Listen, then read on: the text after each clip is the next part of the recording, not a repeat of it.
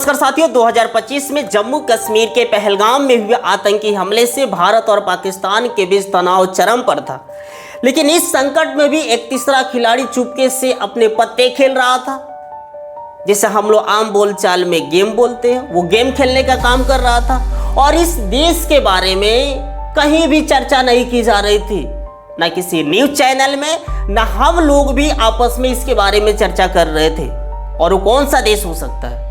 अपना पड़ोसी मुल्क, अपनी पड़ोसी देश चीन था। आइए जानते हैं कि कैसे चीन ने इस संघर्ष का फायदा उठाकर अपने दांव साधने का काम किया। चीन ने पाकिस्तान को सैटेलाइट डेटा, हवाई रक्षा, उन्नत हथियार दिए, जैसे Z-10CZ और PL-15 मिसाइलें, और इसका इस्तेमाल जो था भारतीय राफेल विमानों के खिलाफ था। इसका मेन मकसद ही था कि हमारे भारतीय राफेल विमानों को नष्ट करना था।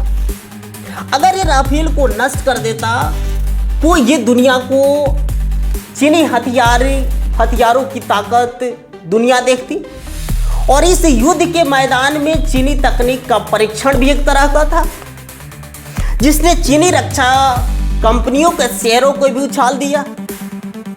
चीन के 267 जासूसी उपग्रहों ने भारतीय सेना की हर हरकत पर नजर रखी, चाहे वह सैनिकों की तैनाती हो या ब्रह्मोस मिसाइलों का प्रक्षेपण। अरब सागर में चीनी मछली पकड़ने वाले जहाज के बारे में आपने जो न्यूज सुना था, हमने भी जो न्यूज सुना था, वो कोई मछली पकड़ने वाला जहाज नहीं था। वो असल में एक जासूसी जहाज था, जिसका काम था भारतीय नौसेना की गतिविधियों को ट्रैक करना, और ये खुफिया जानकारी चीन को भारत की सैन्य रणनीति को समझने में मदद करती थी।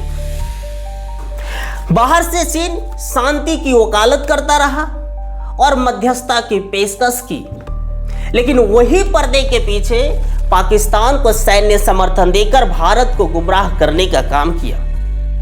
यह चाल थी ताकि भारत का ध्यान भटके और भारत चीन सीमा विवाद से ध्यान हटे, और वह दो मोर्चों पर उलझा रहे।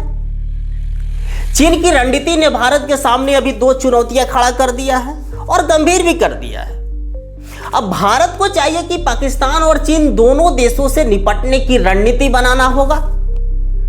लेकिन अभी की स्थिति अगर देखा जाए तो चीन के लिए फायदेमंद है, क्योंकि इससे भारत के संसाधन और ध्यान बढ़ते हैं, और चीन इस संकट का फायदा उठाकर बांग्लादेश और मालदीव जैसे देशों को अपने पक्ष में करने की कोशिश करेगा।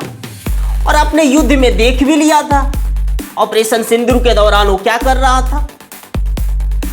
साथ ही हिंद महासागर में अपनी नौसैनिक उपस्थिति बढ़ाकर भारत और पश्चिमी देशों को चुनौती देने का भी काम किया है।